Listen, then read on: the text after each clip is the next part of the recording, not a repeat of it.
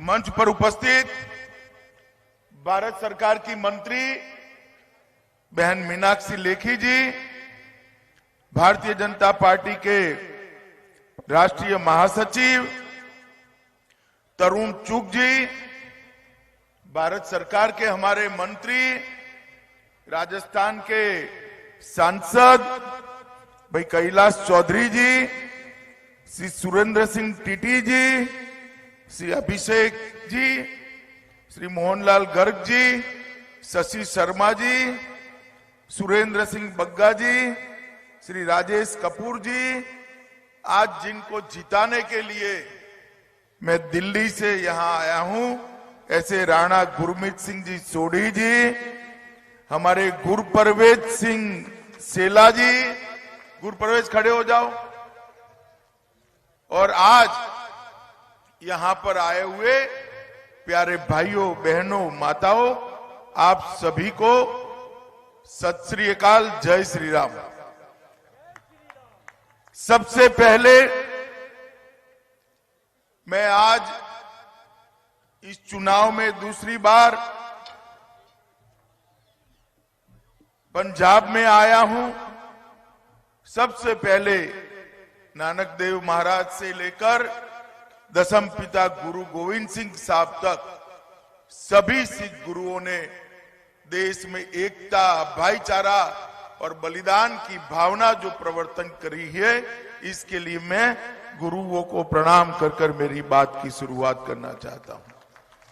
मित्रों, आज मैं जिस जगह पे आया हूं वहां पर शहीद भगत सिंह, सुखदेव और राजगुरु की यहीं पर हुसैनीवाला में एक स्मारक बना हुआ है, और ये फिरोजपुर अपना सटा हुआ है, बॉर्डर पर आया हुआ है, और यहां पर जब भी आते हैं 1965 के युद्ध में सर्वोच्च बलिदान देने वाली 7 इन्फेंट्री डिवीजन के उन सभी वीर सैनिकों को सम्मान को प्रणाम करने का सबका मन होता है। सारागढ़ी का गुरुद्वारा आज भी एक खालसा जब मैदान में डटता है तो लाखों को कैसे परेशान करता है, उसका उदाहरण है, जहां भी 21 खालसा सैनिकों ने हजारों अफगानों का मुकाबला कर कर शौर्य की एक बड़ी गाथा गढ़ी थी। इस गुरुद्वारों को भी मैं प्रणाम करता हूं।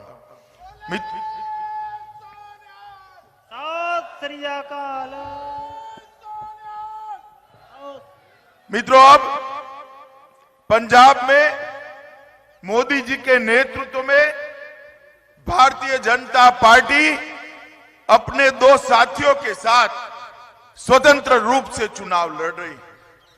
सालों तक हम सिर्फ 22 सीटों पर सीमित रहकर चुनाव लड़ते थे।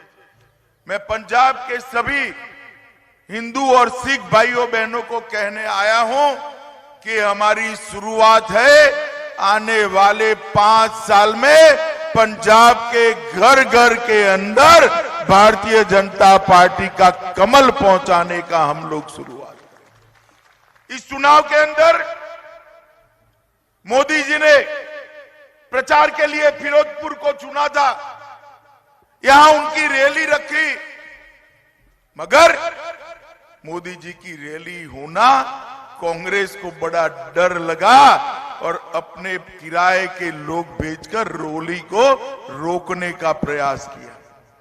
मित्रों, मैं इन सभी लोगों को कहना चाहता हूं कि इस प्रकार से ना आप हमें रोक सकते हो, ना ऐसे आपके हथकंडे पंजाब की जनता को पसंद आएंगे।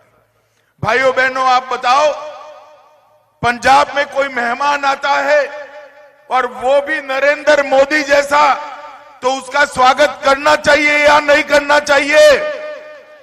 जोर से बोलो, करना चाहिए या नहीं करना चाहिए?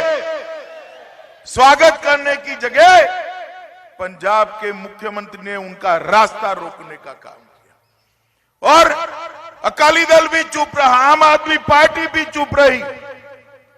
मैं आज ये तीनों को कहना चाहता हूं, जो प्रधानमंत्री जी का रास्ता सुरक्षित नहीं रख सकते हैं, वो पंजाब को क्या सुरक्षित रखेंगे, देश को क्या सुरक्षित। पंजाब को सुरक्षा देनी है, शांति देनी है, आतंकवाद से मुक्त करना है, तो केवल और केवल नरेंद्र मोदी जी कर सकते हैं मित्रों, नरेंद्र मोदी जी। और न केवल पंजाब, ये पूरे देश का भरोसा है, पूरे देश का भरोसा है। मित्रों, हमने देखा है कांग्रेस की सरकार चलती थी 2004 से 14 तक, और यहां पर भारत के अंदर पाकिस्तान से आतंकवादी घुसकर अपने जवानों के सर काट कर ले जाते थे, और कांग्रेस सरकार में कोई बोलने वाला नहीं था। उसके बाद में मोदी जी की सरकार आई, पाकिस्तान ने फिर से आतंकवादी भेजे उरी और पुलवामा में, मगर वो भूल गए कि सरकार कांग्रेस की नहीं है, भारतीय जनता पार्टी की है, और नरेंद्र मोदी इसके प्रधानमंत्री। 10 ही दिन के अंदर मोदी जी ने पाकिस्तान के घर में घुसकर एयर स्ट्राइक और सर्जिकल स्ट्राइक कर आतंकवादियों का सफाया कर। मित्रों, कांग्रेस की सरकार, ये आम आदमी पार्टी की सरकार कभी भी पंजाब और देश की सीमाओं की सुरक्षा नहीं कर सकती। माताओं, भाइयों, बहनों, मैं आज आपको पूछने आया हूं, क्या अकाली दल पंजाब को नशे से मुक्त कर सकता है क्या? जरा जोर से बोलिए, नशे से मुक्त कर सकता है क्या? कांग्रेस पार्टी कर पाई है क्या? और एक केजरीवाल तो स्वयं दिल्ली में पूरे दिल्ली को शराब के नशे में डुबो कर आए, शराब के नशे को डुबो कर आए हैं, वो भी नहीं कर सकते। पंजाब की माताओं को मैं वादा करने आया हूं, एक 5 साल नरेंद्र मोदी जी को दे दीजिए, आपके परिवार के सभी युवाओं को नशा छूने नहीं देंगे, छूने नहीं देंगे, पंजाब को नशा मुक्त कर। मित्रों, आज इसीलिए भारतीय जनता पार्टी शांति से भाईचारा, माफिया मुक्त पंजाब, नशा मुक्त पंजाब, हर हाथ को रोजगार, खुशहाल किसान, निरोगी पंजाब, मियारी शिक्षा, सबका अधिकार, औद्योगिक इंकबाल, विकसित पंजाब, सशक्त नारी और सबका साथ सबका विकास, ये 11 मुद्दे लेकर आज हम चुनाव में गए। मोदी जी ने देश भर के गरीबों को हर घर में गैस का सिलेंडर देने का काम किया है, हर घर में टॉयलेट शौचालय देने का काम किया है, हर घर में बिजली पहुंचाने का काम किया है। और मित्रों, हर एक 130 करोड़ हिंदुस्तानियों को मुफ्त वैक्सीनेशन, टीका लगाने का काम भी नरेंद्र मोदी जी ने किया है। मित्रों, मोदी जी गरीब कल्याण के लिए ढेर सारी बातें करते रहे हैं। मित्रों, भारतीय जनता पार्टी की सरकार केंद्र में बनी, मोदी जी ने दशम पिता की 350वीं जयंती धूमधाम से मनाने का निर्णय किया, और 350 करोड़ के बजट से दुनिया भर में दशम पिता के संदेश को, गुरु गोविंद सिंह जी के संदेश को पहुंचाने का काम किया। एक करतारपुर साहिब कॉरिडोर सिर्फ कुछ महीनों में करतारपुर साहिब कॉरिडोर को 120 करोड़ की लागत से बनाने का काम हमारे देश के प्रधानमंत्री नरेंद्र मोदी ने किया है। मित्रों, आज मैं आपको भरोसे से कह सकता हूं, देश आजाद हुआ उस वक्त मोदी जी प्रधानमंत्री होते तो करतारपुर साहिब और नानकाना साहिब दोनों भारत के अंदर होते, कभी पाकिस्तान न गए। इसके साथ साथ सिख दंगों को याद कर आज भी जब भी मैं सिख दंगों के विक्टिम्स को मिलता हूं, तब राजीव गांधी का एक स्टेटमेंट मुझे याद आता है कि पेड़ गिरता है तब धरती हिलती है।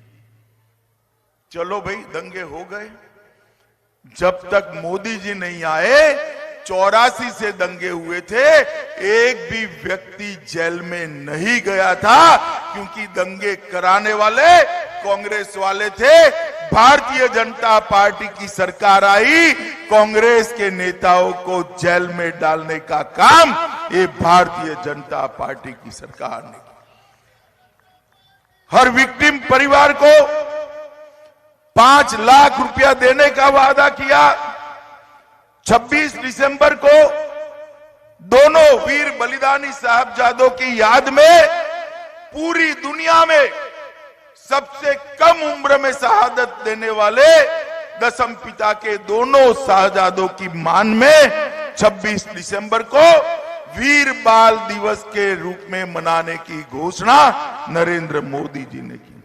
अमृतसर में दरबार साहिब के लिए FCRA की परमिशन देकर दुनिया भर के सिख और हिंदू श्रद्धालुओं को दरबार साहिब की सेवा करने का मौका नरेंद्र मोदी जी ने दिया। सरकार ने लंगर को GST से मुक्त किया। जलियांवाला बाग का स्मारक का विकास किया। विदेशी सिख नागरिकों की जो काली सूची थी 350 लोगों की, उसकी कटौती करने का काम भारतीय जनता पार्टी की नरेंद्र मोदी सरकार ने किया। मित्रों, मैं लंबा बोल नहीं पाऊंगा क्योंकि अभी मुझे जाना है, परंतु मैं इतना कहना आया हूं, फिरोजपुर वालों, आचार संहिता के कारण, कोड ऑफ कंडक्ट के कारण मैं ज्यादा बोल नहीं सकता, परंतु इतना कहकर जाता हूं, यहां के बॉर्डर के किसानों की जो मांग सोडी जी ने रखी है, वो सारे की जिम्मेदारी मेरी है। और मोदी जी तो आए थे यहां पर सैटेलाइट का सेंटर हेल्थ के लिए, आरोग्य के लिए बनाने के लिए, इन्होंने रोका। मगर मैं आपको बताता हूं, वैसाखी के पहले ही इसका हम वीडियो कॉन्फ्रेंस से शिलान्यास मोदी जी के हाथ से कर,